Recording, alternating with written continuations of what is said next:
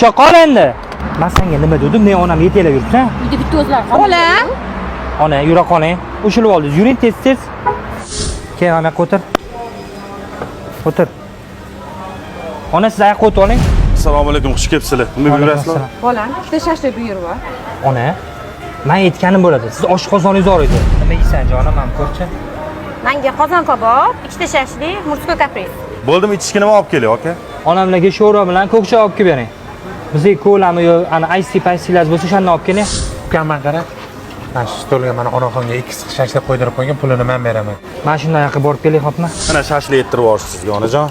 Men zakaz qilmaganman, bolam. Bu ana odam yetib yubordi. Yaxshi o'tiribsizlar. Ona, nimaga zakaz qilasiz? Men aytganim yeng dedim-ku.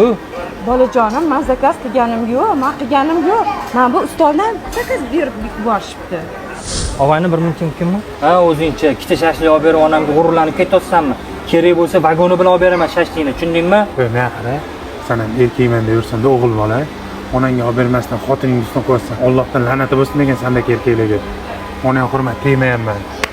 Menga qaranglar o'rtoqlar, onalar oyog'i ostida jannat deyilgan. Video yoqqan bo'lsa, storylarga qo'yib, atmetga qilib tarqatib qo'yishingizdan chiqmasin. Rahmat.